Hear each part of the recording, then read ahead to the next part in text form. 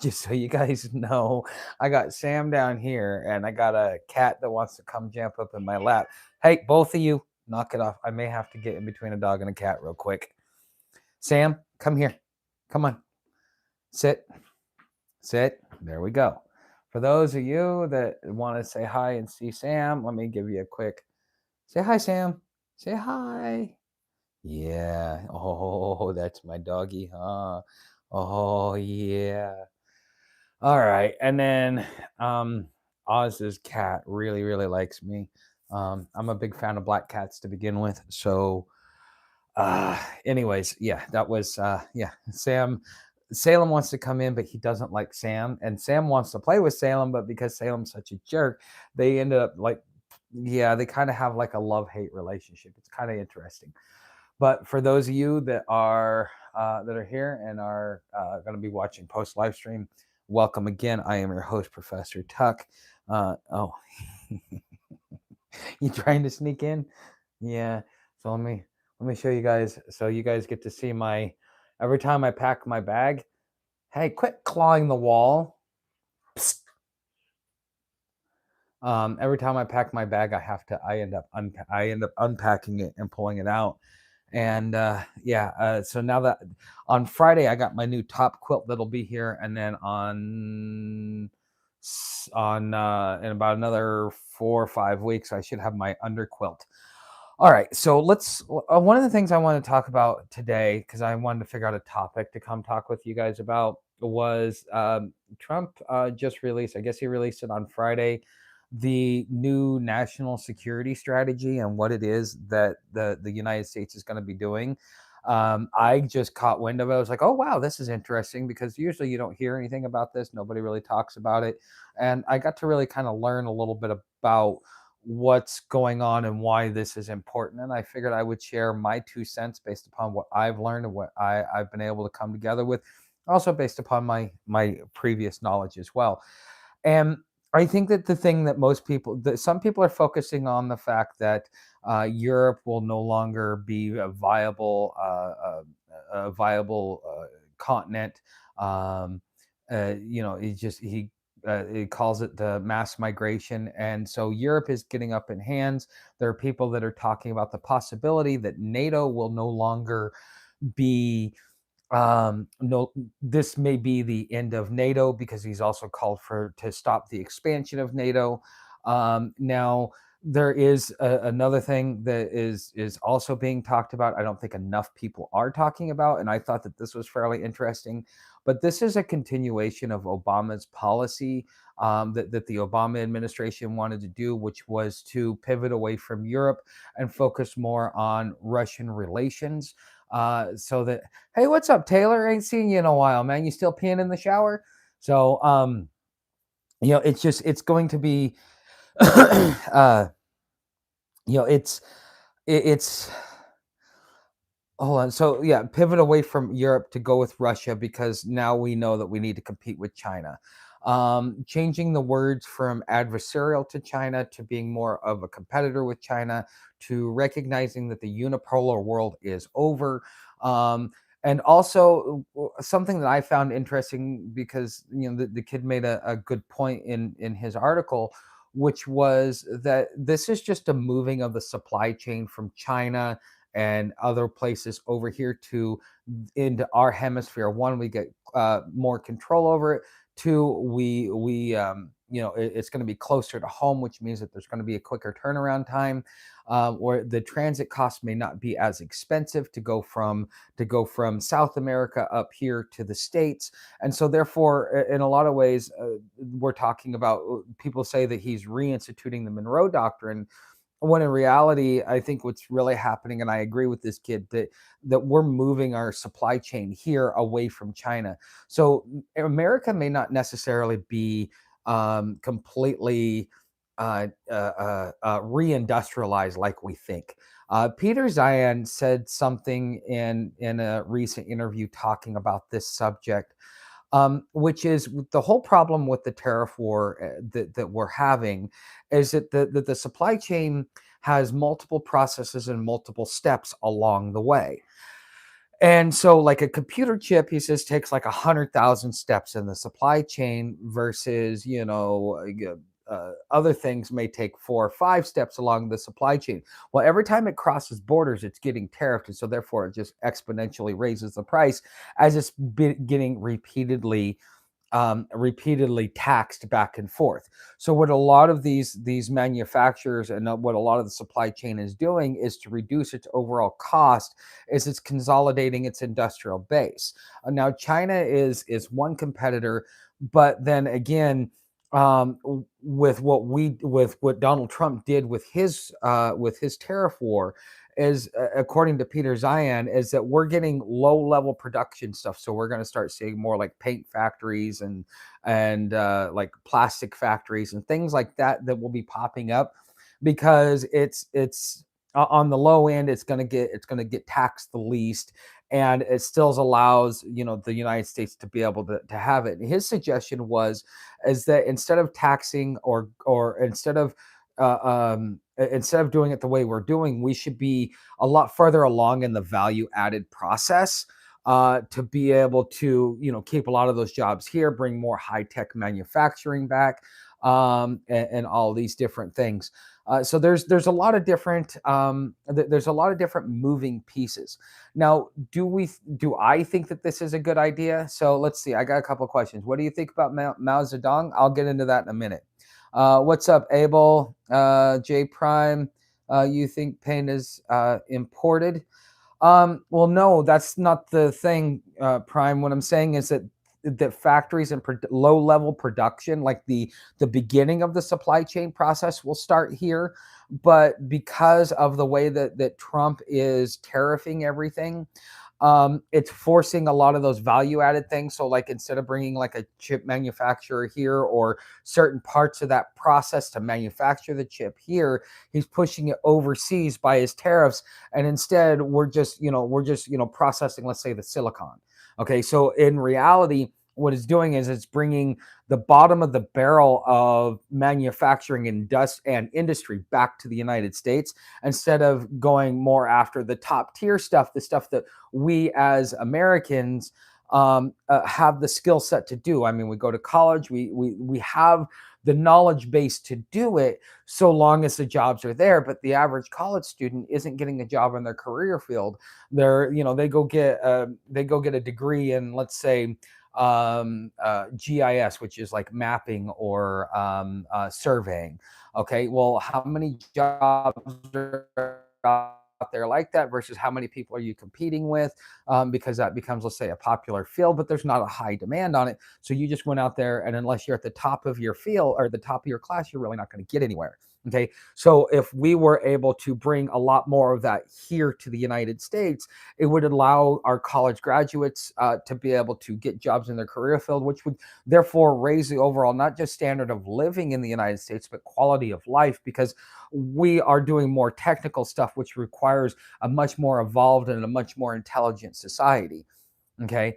So I think that's just kind of where I stand on this. Now, one thing I got to say about the reinstitution of the Monroe Doctrine: George Washington, in his farewell address, warned against alliances. Not only did that happen, but he also one of the last things that him and James Monroe, because James Monroe had originally proposed the Monroe Doctrine to George Washington, and George Washington said, "No, that's not a good idea. We shouldn't get entangled. This is beyond our fight." And um, and so when James Monroe became president, I think it was in 1822 or 1820, somewhere around there. There was the Treaty of Verona, 1822. So, and that is the Monroe Doctrine. If you really want to go read the Monroe Doctrine, there was an actual treaty signed. It's called the Treaty of Verona, 1822. Okay, so for those of you that would like to go and actually see the document yourself, it's very fascinating, so on and so forth. So to reinstitute a policy that was warned against since the beginning of the inception of the constitutional republic, I think is just to move in the wrong direction. But I think that we're being forced to because we're now out of the unipolar world.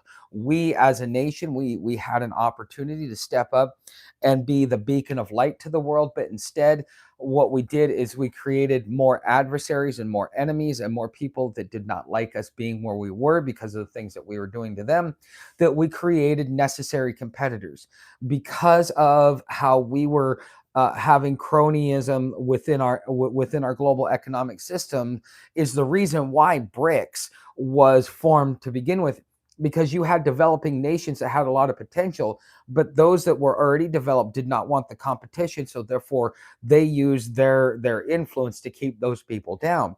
Well, that creates a competing currency, and now because we didn't want to be all inclusive, because we didn't welcome competition, because we didn't really have faith in what we had, we only had faith in the power in which we welded, that therefore we allowed a competitor not only to be created, but we've allowed a competitor um, to finally surpass us. The same thing with China. We thought that if we reindustrialized China, if we brought them into the global community, but we didn't really see who they were and where they were going. We just thought, oh well, they'll just get along with us and go along with us. And I think that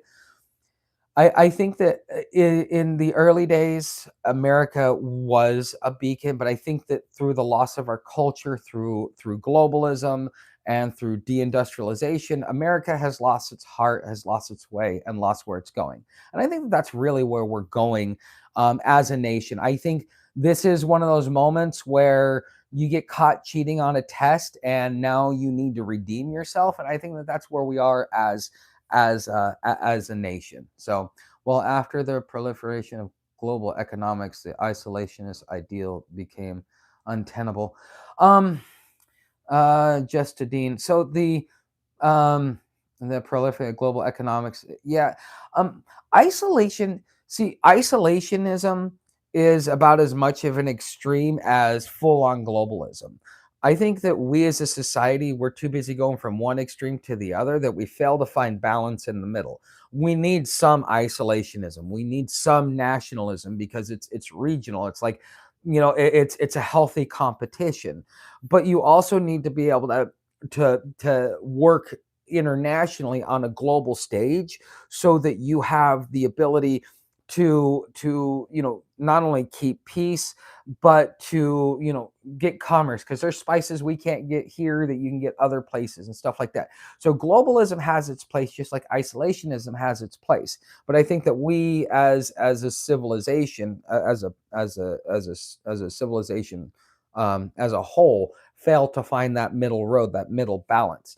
And we do it in a lot of things. One of the things that I was talking about, so where I work at, because I'm in a college town, and a couple of the students there are psych students, or studying for early education and things like that.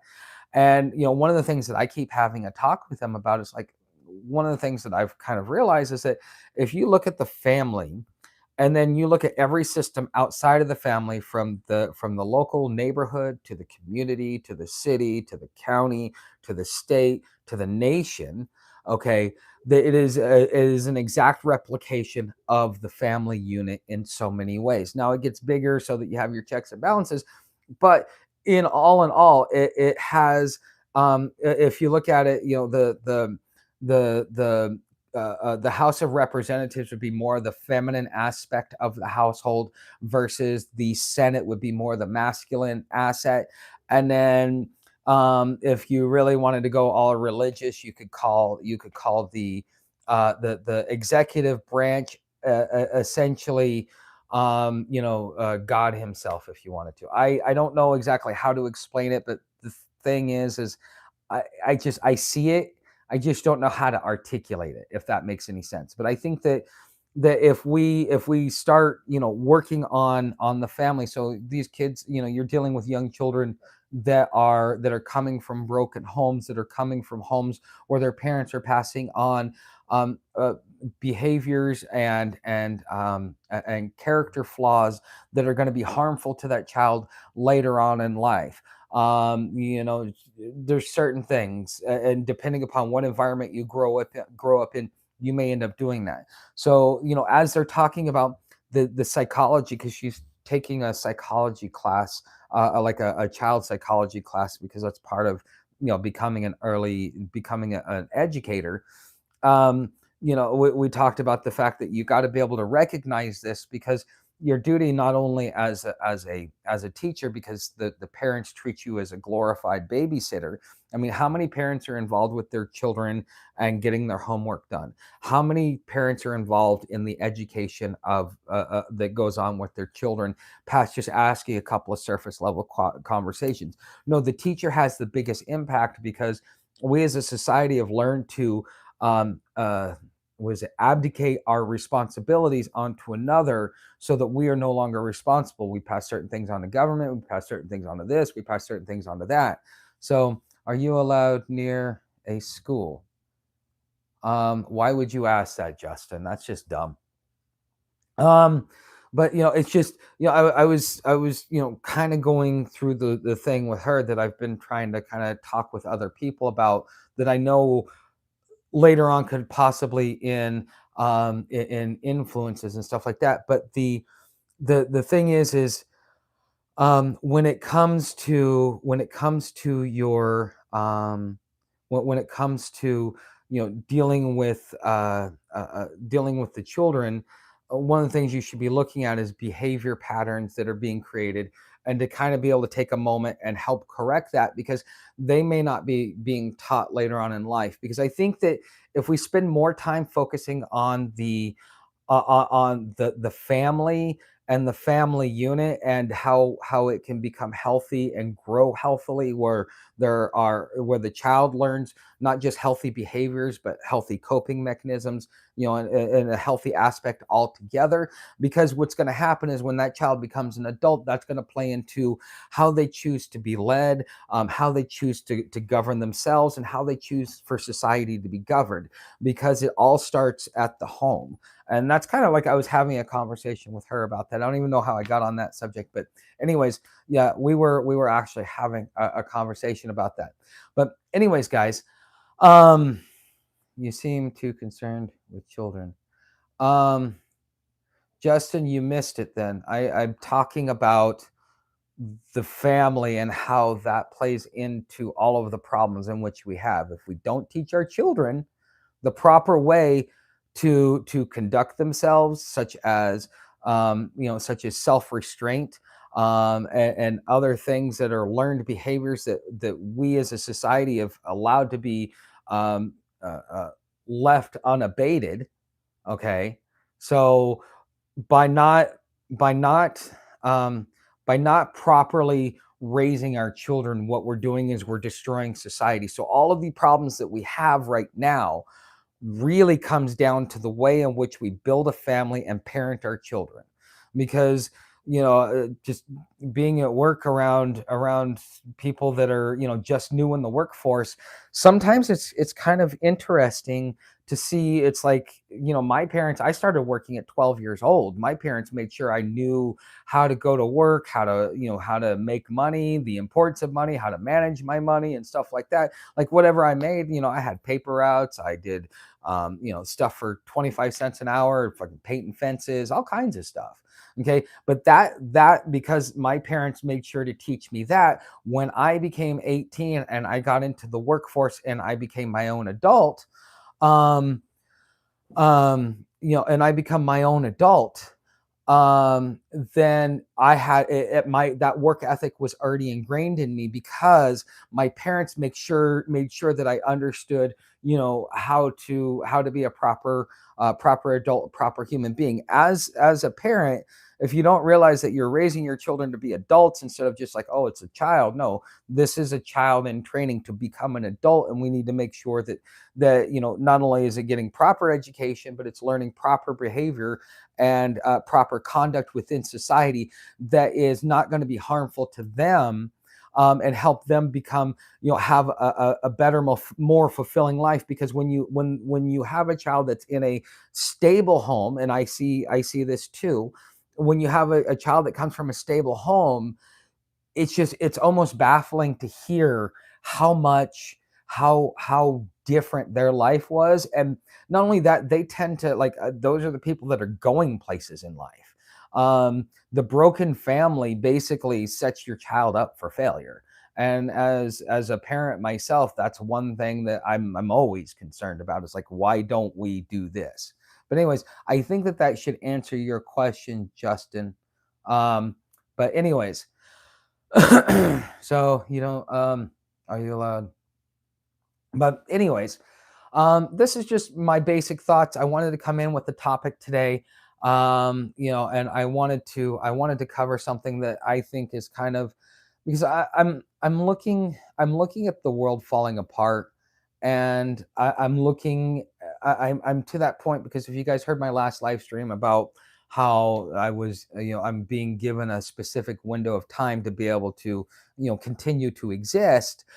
I'm starting to reflect on the wisdom that I've learned in my life, and I'm kind of starting to think back about, wow, I really like, if society made these changes, I think that the next generation will have a much better life, because in reality, um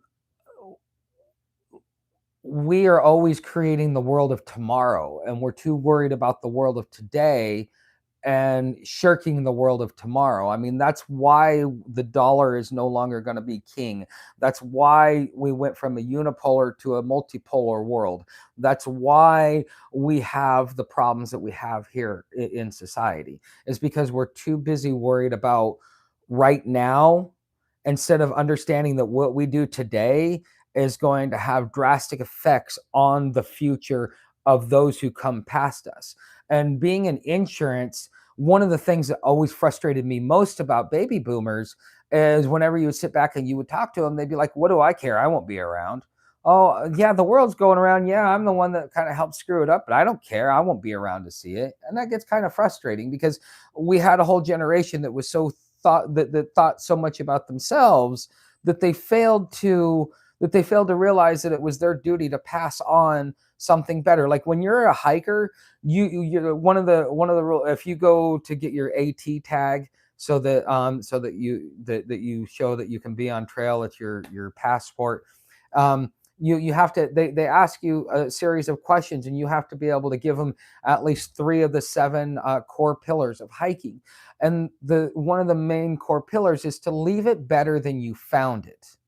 Not to take as much as you want because you want it now, screw those people later. It is to leave it better than you found it. And I think that this is something that we as a society, again, I think that we're kind of, we got caught with our hand in the cookie jar. But the silver prices do seem to be indicating something coming. Yeah, well, I mean, I remember buying silver at like $4 an ounce and thinking how expensive that was. I mean, and that was like in 2008. So just think about that. It's been what, almost 20 years, and look at the price of silver, what it is now. I mean, what is it sitting? It's about 30 some odd dollars. So yeah, it's crazy. But anyways, like I said, this is just something I wanted to cover, because I wanted a topic. I want to keep doing at least a once a week live stream. Those of you that watch this, you guys know that this is that this live stream is 58. Holy crap. Yeah, they say once gold hits 5,000, the dollar has collapsed. Yeah, once gold hits 5,000 an ounce. So I'm sure like once silver reaches $100, wow, $58. That's crazy. But anyways, guys, this live stream is, and all of my live streams are always sponsored by Stephanie at openairproperties.net. And just so you guys know, her views and my views don't always align, but we have a common goal. And what our common goal is that I think that everybody, and she thinks that everybody should be able to have a plot of land to call their own, to build on their land what it is that they want within, of course, the county regulations, because you can't get away from that. That is where we align the most. Other than the fact that she's also a hiker, that was kind of our initial connection, and just she's good people. And as somebody who's bought land from her, I will tell you, you're going to do business with probably the most ethical person that there is. So if you're thinking about going off grid, if you're thinking about getting a piece of land, I would suggest you go over and check out Stephanie at openairproperties.net. She's got land in Arizona, which is where I own land. She's also got land in Colorado and Arkansas.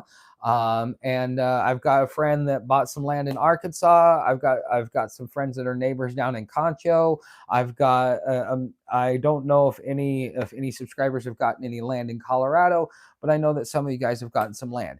Now it's about $200 an acre. It's a blank slate of land. You can do whatever you want with it, so on and so forth. It's owner financed. If you use the promo code Friar Tuck, when you talk with her, just let her know that you got it, that you were referred to her by me, or put it in the promo code box if you send her a contact form, and you'll get $50 off of your deposit. It's usually, it's like literally, I pay about $200. I pay $200 an acre for my land. Okay, it's what I've been paying. It's about a 3 to 4 year contract, but it's manageable payments. Even if you just want to buy it, wait a little while, and hold on to it, because especially in Arizona, because of what happened in California, land prices in Arizona are going to go through the roof. My land started off at 8,000. In less than a year. No, actually, no, in just a little bit over a year, I have gained about 30% value on it.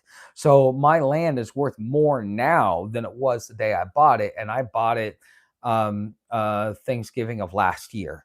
Was when I put my down payment and put my first month's payment down. So, anyways, if you guys are looking for to go off grid and get a blank slate of land, Stephanie is somebody who I would strongly recommend you sit back and you chit chat with. Again, use promo code Friar Tuck and you'll get $50 off of your deposit. Now, if any of you guys got questions, I'm going to go ahead and start wrapping this up. But I just want to say, if any of you guys got questions, please put it out. But I see a lot of stuff that is I don't know. I've been paying attention. So one of the things that I'm working on is, in March. I every year it's like, oh yeah, 2020, everything's going to collapse. 2021, everything's going to collapse. 2023, everything's going to collapse. 24, same thing every year. So they say 2026 is the year of collapse. But how close are we really to an economic collapse? Where are we standing in this? Some big things to think about next year that are going to play a really big role in how things sess out is, can Donald Trump get a peace agreement with with Russia over Ukraine? Can Donald Trump halt NATO enough, or at least pull out of NATO, to make it irrelevant? Because as long as NATO is together, um, Russia will always feel under threat, because its sole purpose was to defend and be a counterbalance to the Russian Empire. Well, you know what? They're not being aggressive, but NATO is, and so therefore they're being forced to defend themselves. Um, and right now it's in Ukraine, but that'd be like them being in Mexico. I mean, that just doesn't fit well. I mean, we don't like the fact that, a whole fleet of Russian ships just showed up in Venezuela. And these are some of their like fifth generation submarines that they've got. So there's some stuff that's actually going on. And the thing is we don't like it that Russia is doing it, and we're ready to rattle our sabers, but yet it's okay that we do it in Ukraine. And so what you do to others will do to you. And we're getting to see this play out in real time, because NATO has been antagonizing Russia and China long enough that now they're starting to antagonize us back, because the balance of power is shifting. The Belt and Road Initiative is going to be a big deal, because trade routes are extremely important. Part of the reason why we're looking at Greenland, or why Trump has talked about Greenland, is because the polar ice caps and the ice in the north is is completely melting, and you can actually get ships through there now. Not very much, but you can still get ships because it's finally getting to that point where that's a new trade route. It's going to cut travel time between China and Europe, because instead of having to go all the way around, they can just go straight across the top of Canada. And so that's part of the reason why we're looking at like Canada as the 51st state, is because we want control over those trade routes. And China is fighting for control over those trade routes because Russia and China both have, they have one point of it, and Donald Trump is trying to get the other point of it so that we can remain relevant in the global stage. Because if we don't get any of that, then we won't even be able to remain relevant on the global stage. Next year, BRICS is supposed to come out with its own BRICS currency. And then it's supposed to have its own exchange and so on and so forth. They're talking about either 20% or 40% of it has to be in gold or precious metals. And so now you've got a lot of banks that are starting to buy that so that they can transact with BRICS nations. You've got cross-border payments that are starting to happen. You have countries now that are ditching dollar loans for loans in yuan, especially in places like Africa and the global south, which is an area where we've completely neglected. We put all of our efforts in Europe and neglected the rest of the world. So now the rest of the world is banding together in their own way. Okay, so this is things next year that we got to see. And if BRICS takes off the way it is suggesting that it is, next year could be the end of the dollar. What does that mean here? That means that we could see anywhere from a 30 to 50% increase in our overall prices, because we're no longer the reserve currency. All those dollars that we've got abroad will start coming home to roost. Not only that, we have a debt crisis that is looming. And the worst part about all of it, the one thing that nobody talks about, is that we own China's debt, China owns our debt, everybody owns everybody's debt. So in the same way that in the 29 crash, you had a guy that went out, bought a dollar's worth of stocks, leveraged those stocks, went and bought them on margin, and used all that as collateral to keep borrowing, to keep buying more, until finally one day one of those loans got called in, and it was enough to be able to unravel the whole string. And the whole world is in a severe debt crisis, including China. But this could also be part of the rollover into BRICS, because instead of actually looking at, because this is the one thing that BRICS is going to do that is going to completely change everything for the whole entire world, is instead of leveraging resources, it's about collateralizing industrial capacity. Because right now China has the most industrial capacity, so therefore that makes them the most economically powerful nation on the earth. At that point, if we were to go to that versus other assets and so on and so forth, so they wanted to switch us to more of a production base, which for the United States, that would like really knock us down for several different pegs, because we have little to no industrial base to begin with. And so if our currency is going to be valued based upon our industrial base versus all these other speculative manners, then the United States, everything our currency becomes about as worthless as Zimbabwe. um, if that's the way that it really plays out.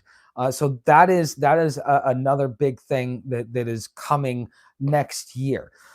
Also, it is the start of the midterm election cycle. So everybody that's going to start campaigning, they're going to start doing their campaigning sometime in the spring, and the following year in 27, we will have our election for our every 2-year election that we have our midterms. So we've got that coming up. I think I was talking with the poli sci professor. I think she was telling me that like we've had like 11 or 12 um, members of Congress that have perished, and like 3 or 4 that have resigned. So we're losing somewhere around like 16 members of Congress, and have to have all these special elections because they've been in there for life and they just croaked in office. So this is something else that's on the horizon. And if the Democrats get elected, then that would mean that Donald Trump would be a lame duck president. Um, uh, uh, Thanks, boss. All right. So, but anyways, that's just my overall thoughts and things like that. So, does anybody have any questions before I let you go? I'm going to give you like another minute or so because I've kind of stated everything that I wanted to state for this week.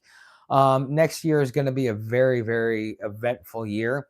And like I was saying, with all of this, if this all starts to pan out and fall, because they're also talking.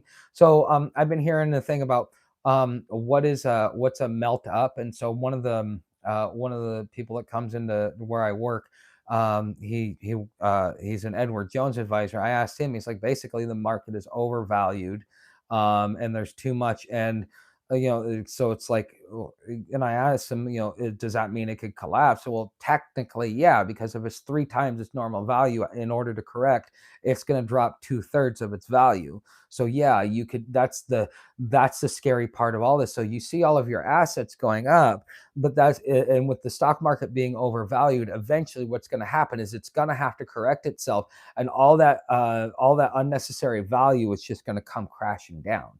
And so you that for everybody thinks, oh, look at all the money my 401k has made. Yeah, until it comes crashing down and corrects to where it's supposed to be. Right now, it's way overvalued. That's the melting up. And then they're talking about the bond market. I studied for it in my Series 7, but I never really kept up on it.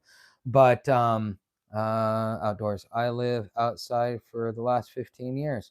Well, that's good, outdoors. I just came in off of a 2-year stint. I'm probably gonna go out for another year or two and then come back in. I'm in and out. I'm a more of a nomad. I'm not. I don't. It's not just living outside because I just like to travel. And if I don't have to travel outside, I don't travel outside. But if I can, I can. You know. But to each their own. I'm happy for you, outdoors. 15 months. Um, I live outside for the last 15 months. Okay, that's um that's good. I'm happy for you. Okay. Buy gold futures or shorts in AI because gold goes up when the market is uncertain and all. Honestly, um, what was his name? The guy that did the big short. I can't remember his name right offhand. He pulled all of his money out of the market because he says it's no longer it's no longer a predictable market. It has gotten too volatile or something like basically the laws of economics are defying itself. Um, so, but anyways, on the DIY sleeping bag. Oh, okay. Um, yeah, well, I mean, there's a lot of different things that you can do. So, but anyways, guys, I'm gonna let you guys go.